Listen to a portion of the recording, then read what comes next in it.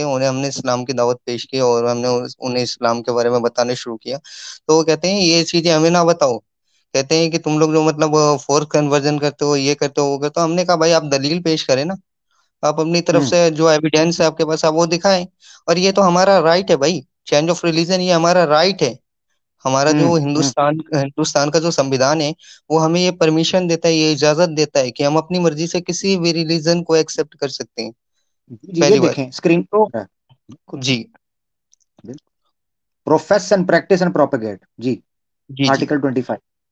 जी, article 25 के तहत मतलब हम अपनी मर्जी से किसी भी रिलीजन को एक्सेप्ट कर सकते हैं। तो जब ये हमें मतलब लीगली तौर पे जब हमें कन्वर्जन का गवर्नमेंट मतलब जो हमारा लॉ है, इंडियन लॉ है, वो जब हमें ये हुक्म देता है कि हम लीगली तौर पे अपना कन्वर्जन कर सकते हैं, तो ये मतलब जो सनातनी या फिर आरएसएस पर वगैरह ये सब जो है, मतलब ये लोग क्यों इसमें बोलते हैं कि जबरदस्ती कन्वर्जन करवाया जा रहा है। भाई मैं कहता हूँ कि इंशाल्लाह कोई एक भी एविडेंस ऐसा दिखा दे, मतलब कोई एक भी व्यक्ति ऐसा दिखा दे जिसका फोर्स कन्वर्जन कराया गया हो।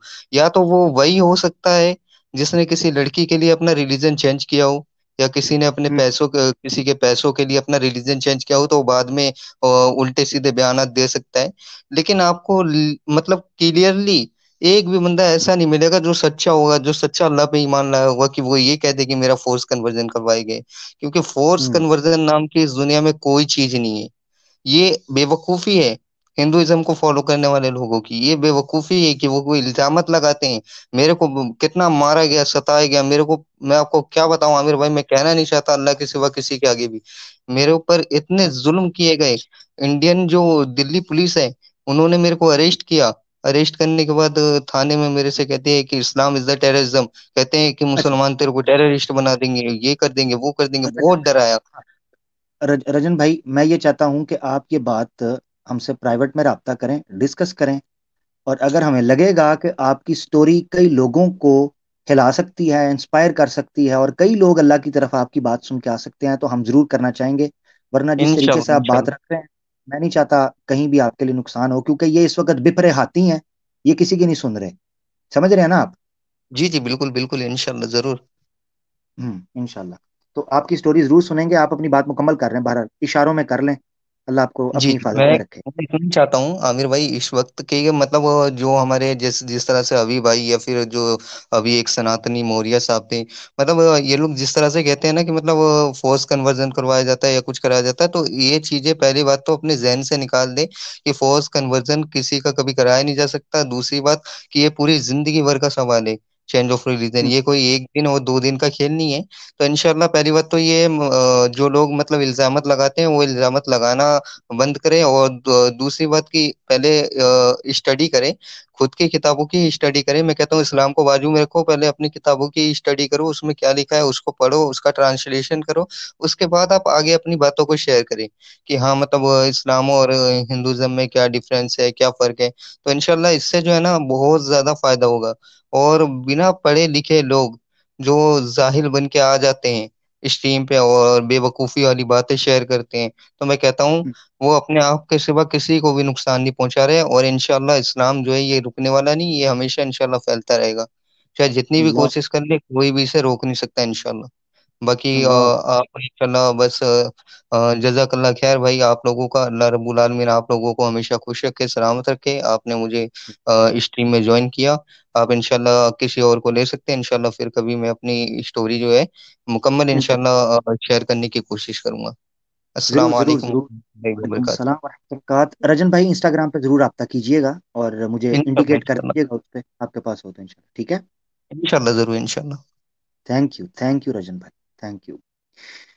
हाँ, अल्लाह अकबर। मैं तो कहा था छेद है, मेरी सुननी कोई नहीं रहा, ना मेरी घर कोई सुनता है, ना मेरी स्ट्रीम में कोई सुनता है। मैं क्या करूं फिर? तो ये है कि आप जब जब इस्लाम के खिलाफ प्रोपेगेंडा करने की कोशिश करेंगे, ये रजन भाई ने तो माजी की मिसाल दी है ना। मक्की दौर एक बय्यन मिसाल है उन जाबाजों की, उन जानिसारों की, उन सरफरोशों की, उन इस्लाम और ईमान के दीवानों की, उन हकीकत और वहदानियत, तौहीद और रिसालत के जलते हुए शम्मा के परवानों की, कि जिनको तपती रेत पर लटाकर फोर्स कन्वर्जन घर वापसी करवाने की कोशिश की जाती थी। वो कहते थे अहदुन अहद, ये क्या इस्लाम था? अगर फोर्सली कन्वर्ट किया गया तो 2 कोड़ों के ऊपर इस्लाम छूटना भी चाहिए था। ये कौन सा इस्लाम था कि बेड़ियां पहनाई जाती हैं, तपती रेतों पर लिटाया जाता है, तेज खनकती चमकती चिंगाड़ती तलवारों के सामने गर्दनों को लगाया जाता है, उड़ते हुए तीरों से सीनों को छल्ली किया जाता है, नेजों की नोकों पर गर्दनों को टांगा जाता है। इस्लाम सीनों से निकलता नहीं। ये कमबख्त कौन सी फोर्स कन्वर्जन है? ये तो है माजी की बात। हाल में देख लो। मैं कहता हूं आप दुनिया के नक्शे पर जरा गौर कर कर देखो, वो कौन सी फोर्स कन्वर्जन है, कौन सी जोर जबरदस्ती है जो वेस्ट को मजबूर कर रही है कि वो इस्लाम कबूल कर रही है। दुनिया के जापान, कोरिया। अगर आप फोर्स कन्वर्जन के कायल हैं तो कैसे इस्लाम पहुंच रहा है इन जगहों के ऊपर? कभी सोचा है इस चीज को? फोर्स बहरहाल करके तो मैं वेस्ट भाई जी। फोर्स करके तो वेस्ट वेस्ट जो है मुस्लिम्स को दबा रही है। फोर्स वो हाँ लोग कर रहे हैं। एग्जाम्पल हाँ। एंड्रू टेट, एक बंदा दुनिया को हिला दिया, उसको दबाने बिल्कुल। के लिए उसको जेल में डाला जा रहा है, उसको रोका जा रहा है, पाबंदी उसके ऊपर लग रही है। फोर्स ये है। हम्म बिल्कुल बिल्कुल। इधर चाइना के अंदर जो यूगर मुसलमान, जो मुस्लिम्स हैं, ठीक है, चाइनीज, उनको कंसंट्रेशन कैंप में डाला जा रहा है, मस्जिदों के बाहर ताले लगा रहे हैं। मुझे नहीं समझ आती कि उनके ऊपर फोर्स की जा रही है।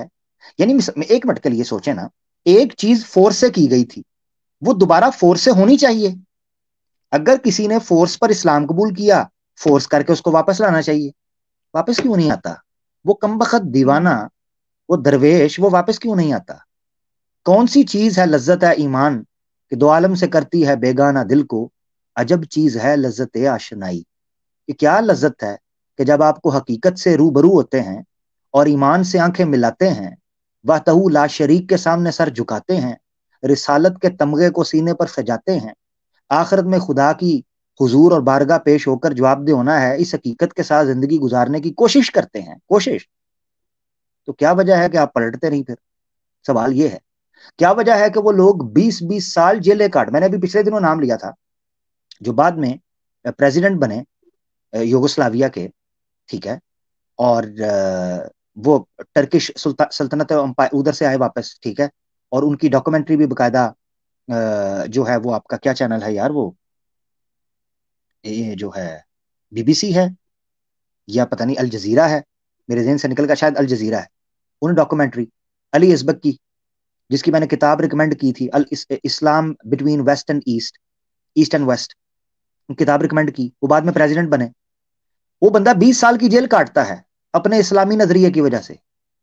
क्या वजह है कि हमें मौदूदी जैसे या इस तरह के बड़े बड़े लोग मिलते हैं कि जिन लोगों को सामने पता है तख्तादार के ऊपर, और कम्युनिस्ट और सोशलिस्ट जो फोर्सें हैं वो उनको तख्तादार पर लटाना चाहती हैं, सजाए मौत के हुक्म आ गए हैं, वो पीछे नहीं हटते।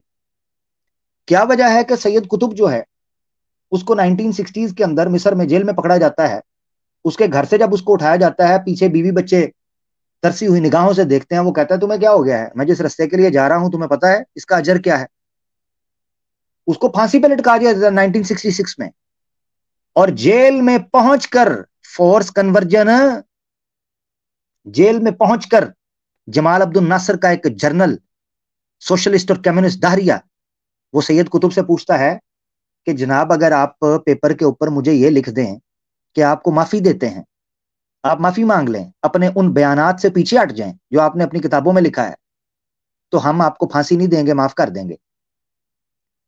तो सैयद कुतुब आगे से कहते हैं मुझे अफसोस इस चीज का नहीं है कि मैं इस वक्त जेल के अंदर हूं या मुझे सामने फांसी का फंदा नजर आ रहा है। मुझे अफसोस इस चीज का है कि इंसानियत इस कदर नीचे गिर गई है कि मजलूम को कहती है जालिम से माफी मांगो। बात सुनी आपने? मजलूम को कहती है कि जालिम से माफी मांग। ये क्या दौर है? तो मकसद कहने का ये है कि यार तुम लोग मजलूम को कहते हो कि जालिम के सामने आवाज ना उठाए। हाँ, ये है मसला, ठीक है। नीचे सनातनियों की बहन चीख रही है, मुझे उसकी कमेंट नजर आया है। तो सनातनियों की वो बहन है, आजकल उन्होंने उस इंडस्ट्री को क्विट कर दिया है। तो आप ऊपर आए, आप ऊपर आए, नीचे आप तड़पेंगी, मुझसे कसमें खाएंगी, मैं आपकी कसम खाकर कहता हूं आपको काटूंगा नहीं, ऊपर आ जाए, आपकी कसम। और क्या चाहती हैं? आपके गंजे सर की कसम। हाँ, ऊपर आ जाए, टेंशन न लें, बस ऊपर आना है। बहरहाल सिस्टर रीना साथ बैठी हैं, तबसरा तो इस पर बहुत हो सकता था, मगर क्या करें, आगे बढ़ना है। आमिर भाई, मैं इसीलिए चली जाती हूँ कि आप जरा नहीं खुल नहीं के नहीं खेले। नहीं नहीं नहीं, कोई कोई बात नहीं, कोई बात नहीं, आप बैठे बैठे, वैसे मैं कह देता हूँ ये मेरा तकिया कलाम है, आप बैठे, ऐसा कोई मसला नहीं।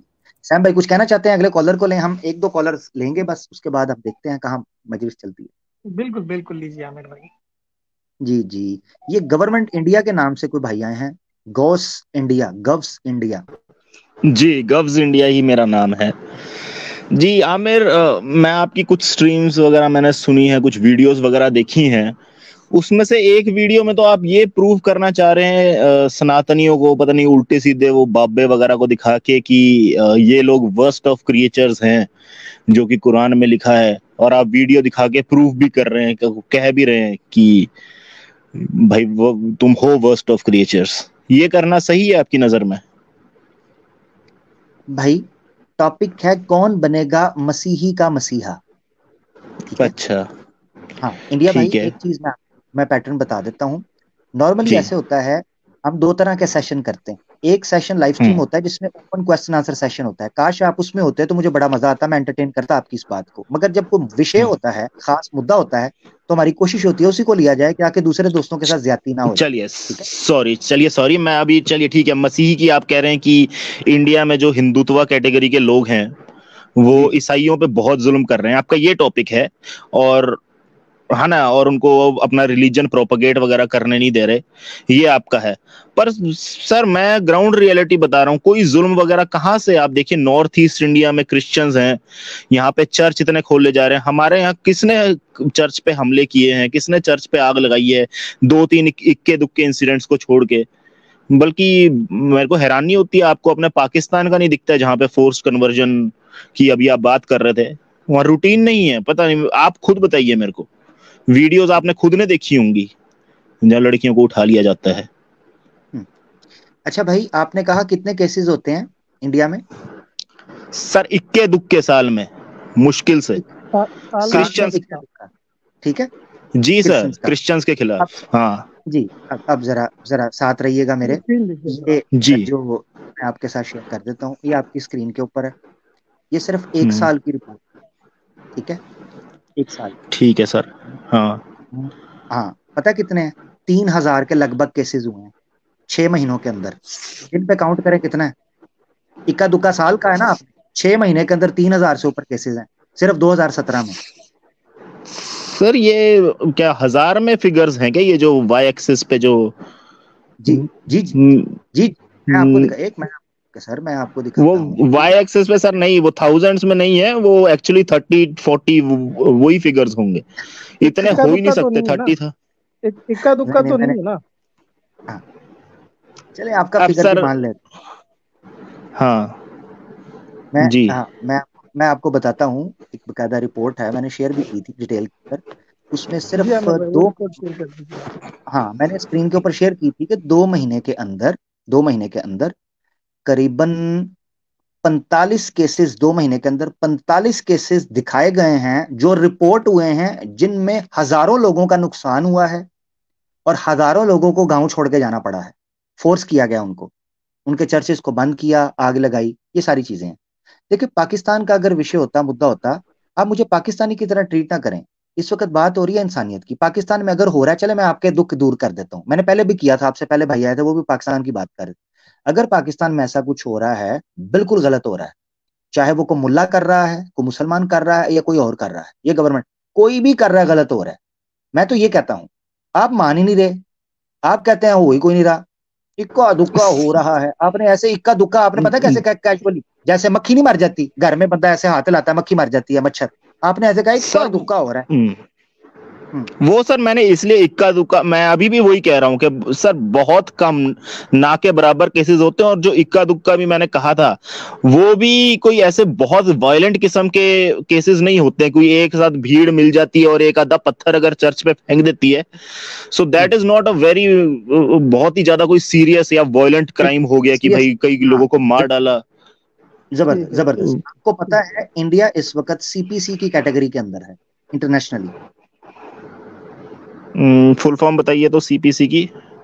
मैं आपको दिखा देता हूँ, ये आपके सामने द हिंदू की रिपोर्ट है ये, ठीक है। डेसिग्नेटेड बाय 2022 में जो USCIRF है, इंटरनेशनल कम्युनिटी है जो ह्यूमन राइट्स की और रिलीजियस फ्रीडम इंटरनेशनली उनकी बात करती है, उन्होंने बताया कि इंडिया को 4th कंट्री डिक्लेयर किया गया है सीपीसी की कैटेगरी के अंदर। दैट मींस कि the worst situation of the religious minorities communities in India, जिनके ह्यूमन राइट्स वायलेशन, ये इक्का दुक्का केस की वजह से लिस्ट में दाखिल करते हैं।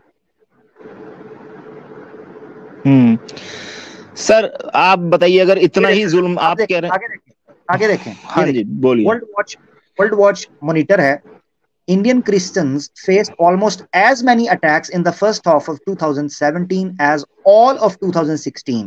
ये मैं पिछले सालों की बात आपको बता रहा हूँ, मगर आप आगे आ जाएं। इसकी रिपोर्ट मैंने आपको दी थी, ये आपके सामने उन्होंने रिपोर्ट में फाइंडिंग दी। उन्होंने आगे बताया कि किस तरीके से पॉलिटिकल अप्रोच रखने वाले लोग या पॉलिटिकल एजेंडा के तौर पर काम करने वाले लोग इस चीज को कर रहे हैं। उन्होंने बकायदा दिया है, मैंने पूरी लिस्ट एक दिखाई है, पूरी लिस्ट आपके सामने, इससे आपको पता चलता है कि किस तरीके से केस हुआ है। रिपोर्ट सर मैं पूरी तरह से, देखिए मैं पूरी तरह से कंडेम करता हूँ जो भी ये कुछ अगर ये ऑर्गेनाइजेशंस या हिंदुत्व के ग्रुप्स वगैरह या फिर ये बजरंग दल वगैरह जो भी कर रहे हैं, लेकिन सर इतना तो पहुंच नहीं गया है। इंडिया भाई एक मिनट, आप जिस तरह से पोर्ट्रे कर रहे हैं ना कि भाई इक्का दुक्का हो गया है, आप दूसरा एग्जाम्पल देखिए, ऐसी कोई 1 लाख की भीड़ आ गई और उसमें से एक पत्थर चर्च के ऊपर मार दिया तो क्या हो गया। ये जो एग्जाम्पल्स है ना आपके, ये लेम एग्जाम्पल्स है भाई। इसको वायलेंट भी नहीं बोलते। आप जो बोल रहे हैं 1 लाख पब्लिक आ गई उसमें से एक पत्थर मारा, इसको वायलेंस भी नहीं बोलते सर। वायलेंस चल देखिए भाई भाई भाई भाई सुनो हाँ, आपका जो बोलने का जो अंदाज है ना वो मच्छर मारने के बराबर है। आप बोल रहे हैं कि ना के बराबर हुए, पर रिपोर्ट्स तो कुछ और बोल रहे हैं, फैक्ट्स कुछ और बोल रहे हैं, है ना मेरे भाई। सर देखिए ठीक है, फैक्ट्स बोल रहे होंगे वो भी पूरी तरह से गलत नहीं है, लेकिन मैं ये कह रहा हूं कि देखिए अगर एक चर्च पे अगर हमला, अगर की छोटी मोटी भीड़ ने हमला किया है, शुड दैट भी, मतलब वो इतना बड़ा कंसर्न हो जाएगा कि कई लोगों को मार वार दिया है, क्योंकि ये जो इंसिडेंट्स है ना, ये सिर्फ एक मुझे नंबर बता दें आमिर भाई। सॉरी मैं आपको आमिर भाई वो लिस्ट निकाल दीजिए जहां पर मॉब ने चर्चेस को अटैक किया है, पास्टर्स को मारा है, धमकाया है, फायर किए हैं। जी मैं अभी निकाल देता हूँ। मेरे भाई से मैं यही पहले पूछने लगा था कि छोटी मोटी भीड़ से इनकी मुराद क्या थी, ताकि ना मैं इनसे, हाँ छोटी मोटी भीड़ से मेरी मुराद ये है कि 50-100 लोग भी अगर इकट्ठे होके कुछ ऐसी हरकत कर देते हैं कि जिससे कोई इंसानी नुकसान नहीं होता है, तो उसको भी ठीक है। अभी देखिए, ठीक है, ये आप देखिए, ये रिपोर्ट है, ठीक है जी, लॉ के बाद जुलाई 2021 में जो रिपोर्ट हुए हैं, और सिर्फ ये देखे 7 डेट्स दी हैं। आप कह रहे हैं ना इक्का दुक्का साल में, ये देखे जरा, ये डेट्स आपने देखनी है, 17, 18, 24, 27, 4, 7, ये मॉब्स अटैक्स हैं। अब आपको बताता हूँ इनमें अफेक्ट कैसे लोग हुए हैं, ठीक है ना। ये देखें जरा, ये नंबर अफेक्टेड है 100, 70, 40, 250, 70, 150, 70, 80, 240, 25, 240 लोग अफेक्ट हों, कोई मसला नहीं है। मक्खी मच्छर है ना, 300, 35, 200 नहीं सर, कोई मक्खी मच्छर नहीं है, ये पूरी तरह से इंसान है, हमारी तरह इंसान है। इनके हकूक उतने ही है जितने मैं एज अ हिंदू के मेरे जितने राइट्स हैं इंडिया में, उतने ही इनके भी राइट्स हैं। और ये वाकया देख लें, ये जरा वाकया पढ़ना। अब आपके कहने पे आपने कहा है तो मैं खोल के वाकया, ये सैम भाई जरा वाकया पढ़िएगा। कौन सा 48 वाला? Okay. The members of the RSS forcefully burned the dead body of the Christian women while the women's son pastor has preparation of the funeral. He was attacked by the mob and denied the opportunity to pray for his mother and conducted her the last rites. The RSS did It's because they believe that she was forced to convert and therefore should not be buried and prayed over. जी भाई, माँ ये को क्या है? माँ को जला दिया, क्रिश्चियन था, उसकी माँ को जला दिया है कि तुम हिंदू हो, तुम्हारे पुरख हिंदू थे, तुम हिंदू हो, तुम्हें बरी नहीं किया जाएगा। ठीक है, तो उसकी माँ को जिंदा नहीं जलाया, ये आप क्लियर कर दीजिए। वो डेड बॉडी थी, सो वो आरएसएस वालों ने कहा कि शी वाज। एक मिनट, नहीं, एक मिनट। एलिजिडली नंबर 1 कौन प्रूव करेगा? उसका बेटा तैयारी कर रहा है, उसका फैमिली मेंबर को ज्यादा पता होगा या हिंदुओं को, आरएसएस को पता है ज्यादा कि वो क्या है क्या नहीं? ये तो ज्यादती है। लेकिन जैसा कि इंडिया जी बिल्कुल ज्यादती है, बिल्कुल। आपको चिता पर लिटाना है या आपको कब्र में दफनाना है, ये आपकी फैमिली डिसाइड करेगी, क्योंकि आपके जो लेफ्ट ओवर्स जो हैं या आपके गार्डियंस डेफिनेटली वही है लीगल जो हैं। बिल्कुल बिल्कुल, लेकिन जैसा आप बोल रहे थे ना कि उस महिला को जला दिया, वो ऐसा लग रहा था कि आप बोलना चाह रहे हैं कि जिंदा जला दिया, लेकिन नहीं, मतलब जलाया। मैंने नहीं कहा जलाया उसे, मेरी बात सुनिए, याद रखें। मैं आपको इंडिया भाई एक चीज बताता हूँ, जो क्रिश्चियंस होते हैं या जो मुस्लिम्स हैं जो बरी करते हैं, उनके नजदीक, हमारे नजदीक पता है हम क्यों बरी करते हैं? मैं आपको बताता हूँ।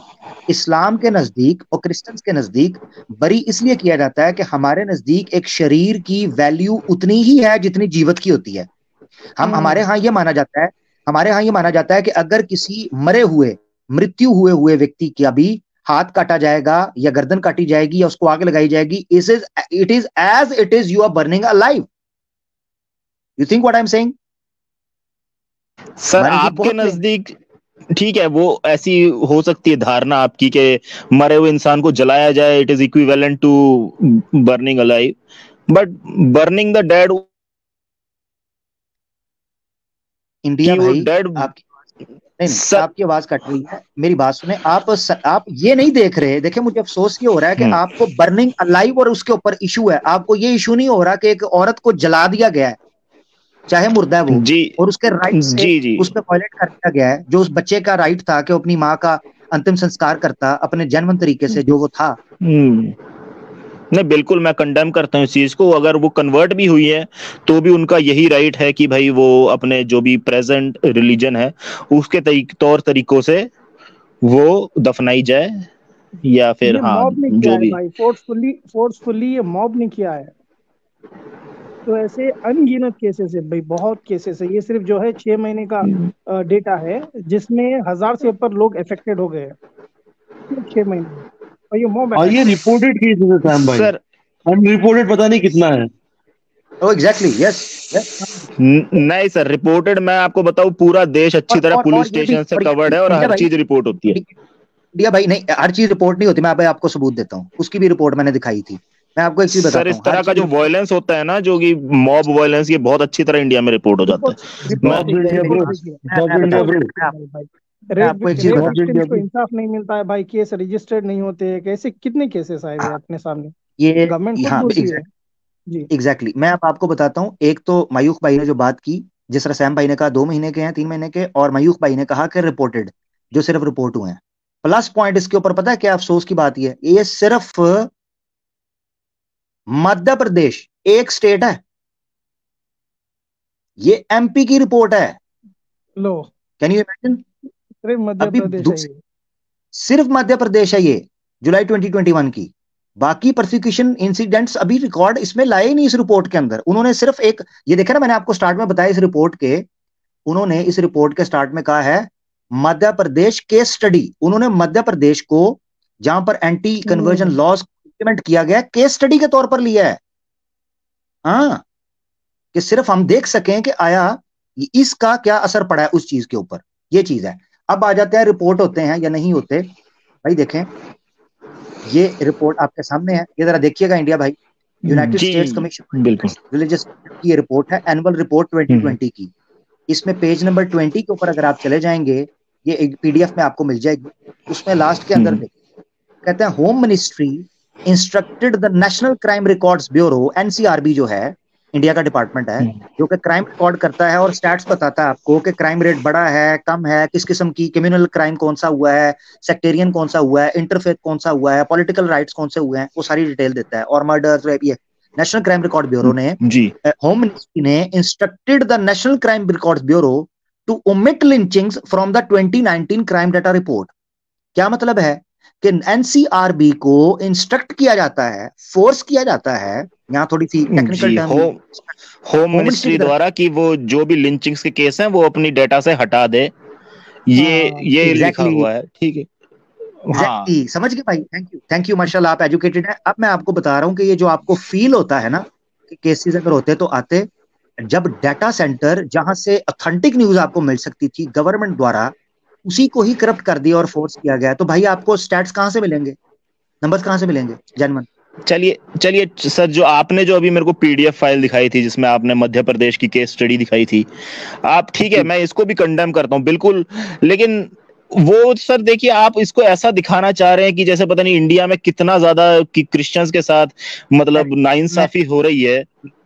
मैं इंडिया भाई आपको एक चीज बताता हूं, मैंने अपनी तरफ से कोई इजाफा नहीं किया, सिर्फ जो फैक्ट्स हैं वो स्टेट की हैं, पूरी स्ट्रीम देखें आप, मैंने उसको ये चीज बताया कि ये हो रहा है, ये रिपोर्ट्स है, मैंने एक जुमला भी अपनी तरफ से इजाफा नहीं किया, मैंने सिर्फ ये बोला है हमारा दुख जो है वो हिंदू भाइयों से ज्यादा या इन लोगों से ज्यादा जो मासूम हिंदू हैं उनसे ज्यादा हमारा सवाल इन लोगों से है कि जो लोग इस्लाम के ऊपर तो बोलते हैं मगर अपनी कम्युनिटी की खातिर चुप हैं, क्यों?